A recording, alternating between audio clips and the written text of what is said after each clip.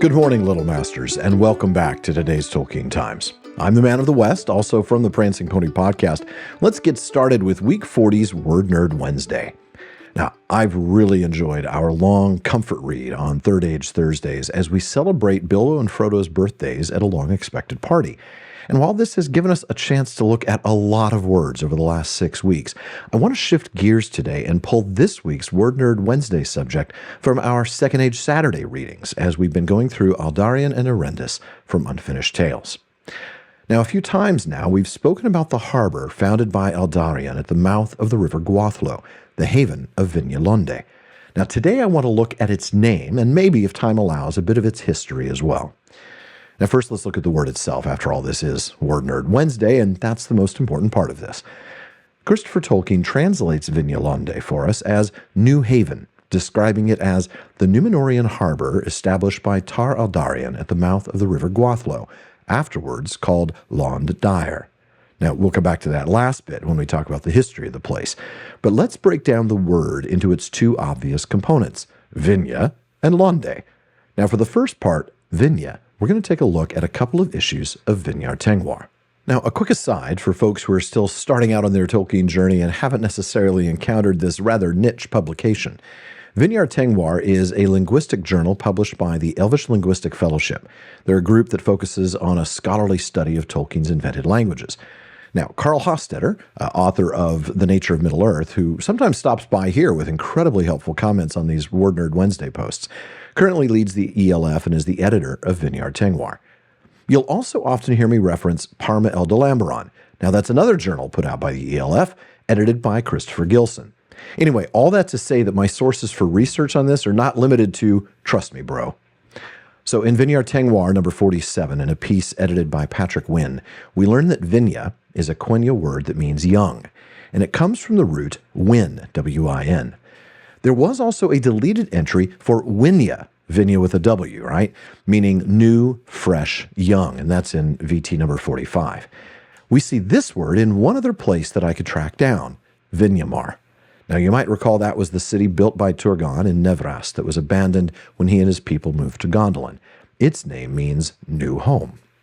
So we have new or young as the first part of Vinje Londe. And that second part, Londe, should ring a bell for those familiar with the story of Feanor and the kinslaying at Alqualonde. Now, Alqualonde, the city of the Teleri on the shores of Aman, is a word meaning Swan Haven, or Haven of the Swans, named for the beautiful ships of the Teleri, with prows crafted to look like swans. But we've briefly seen the Londe suffix already in this series, just 2 weeks ago on Second Age Saturday, when we talked about the bow of returning in the story of Aldarion and Eärendil. You might recall when I read from the description of the island of Númenor and the most beautiful of all the havens of Númenor, Eldalonde the Green. Now, that's a Quenya name meaning haven of the Eldar, Elda Londe. And we'll see it again on Second Age Saturday, though maybe not for another series or two, as it's much later in the story of Aldarion and Eärendil, when the king's heir built a great ship that he named Hiralonde, the Haven Finder. So that's the etymology of Vinje Londe. But what's this about Lond Dire in the index? Well, the Lond part is clearly related to Londe. In fact, it's the Sindarin equivalent to the Quenya name for haven, and we see it in Ethelond, which means Elf Haven, Forlond, North Haven, and Mythlond, Grey Havens.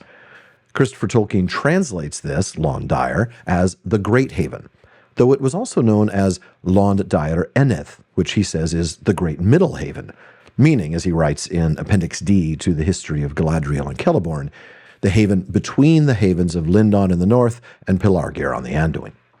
Now, it's in that appendix that we learn still a little bit more.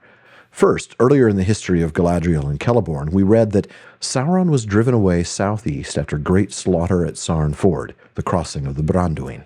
And though strengthened by his force at Tharbad, he suddenly found a host of the Númenóreans again in his rear, for Kirjatur had put a strong force ashore at the mouth of the Gwathlo, the Grey Flood, where there was a small Númenórean harbor. Aha! Well, that took place in Second Age 1700, about 900 years after the founding of Vinje Londe. So what happened in that intervening period of time? Well, there's a philological essay that Christopher references that actually tells us quite a bit about Vinje Londe. But in the earlier days, at the time of the first explorations of the Númenóreans, the situation was quite different. Minhiriath and Enedwaith were occupied by vast and almost continuous forests, except in the central region of the Great Fens. The changes that followed were largely due to the operations of Tar Aldarion, the Mariner King, who formed a friendship and alliance with Gil-galad. Aldarion had a great hunger for timber, desiring to make Númenor into a great naval power. His felling of trees in Númenor had caused great dissensions. In voyages down the coasts, he saw with wonder the great forests, and he chose the estuary of the Gwathlo for the site of a new haven entirely under Númenorian control. Gondor, of course, did not yet exist. There he began great works that continued to be extended after his days. Now, unfortunately, those great works included total deforestation of the region. The text says that they became ruthless in their fellings, giving no thought to husbandry or replanting. Well, this led to hostile attacks from the people who lived in the region, not surprisingly. And when the areas around the river were fully stripped, they built roads into the forests to take even more wood.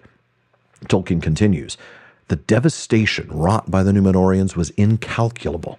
For long years, these lands were their chief source of timber, not only for their shipyards at Lon-Dire and elsewhere, but also for Númenor itself.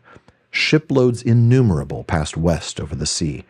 The denuding of the lands was increased during the war in Eriador, for the exiled natives welcomed Sauron and hoped for his victory over the men of the sea. Sauron knew of the importance to his enemies of the Great Haven and its shipyards, and he used these haters of Númenor as spies and guides for his raiders. He had not enough force to spare for any assault upon the forts at the haven or along the banks of the Gwathlo, but his raiders made much havoc on the fringe of the forests, setting fire in the woods and burning many of the great wood stores of the Númenóreans." But we'll read more about that in a Second Age Saturday sometime. For now, though, folks, that's it for today's Word Nerd Wednesday. Come back next week as we wander the wide, wild, wonderful world of words weekly on Wednesdays. And if there's a word you want to know more about, please let me know by emailing bartleman@theprancingponypodcast.com.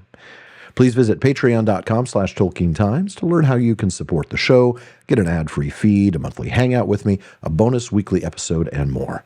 And join me again tomorrow on today's Tolkien Times for Third Age Thursday. If you're watching this on YouTube, please like and subscribe.